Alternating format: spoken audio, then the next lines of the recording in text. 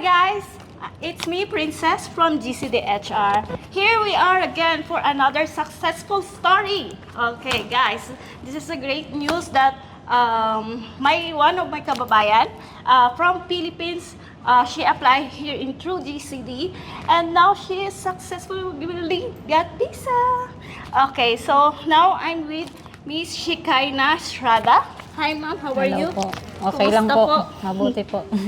So, ano po ang feeling nyo ngayon? Masaya po. Excited.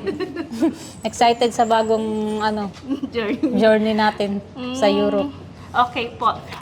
Guys, Miss Shikaina Estrada, she applied here as chef pastry. Right. Okay. Now, I will papakita ko po sa lahat ang kanyang visa. Okay. Guys, okay, here. Here guys. Ito na po yung kanyang visa. Passport from Philippines as well. Okay. Okay, ma'am. Here, ma'am, your passport. Thank you. Kumusta po yung pakiramdam nyo? Kumusta? Ayos Masaya po, ba worth kayo? it naman, masaya. Salamat po. Okay. Ma'am, share nyo po sa amin yung experience nyo dito sa GCD. Mabilis lang po yung process.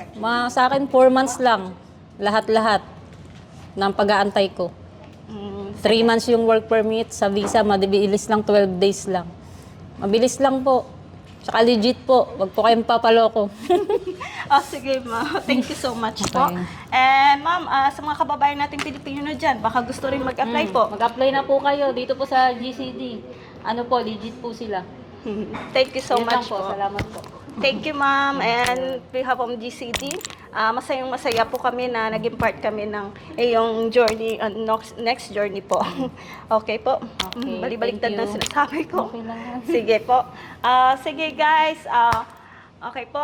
Sa mga Pilipino pong kababayan ko dyan, marami po kami oportunidad sa inyo. Sa mga gusto pong mag-apply, sa mga kababayan na Pilipino na nandito sa Dubai, bigyan nyo lang po kami imensahe sa aming mga WhatsApp number or direct po kayo visit dito sa office namin. Sir.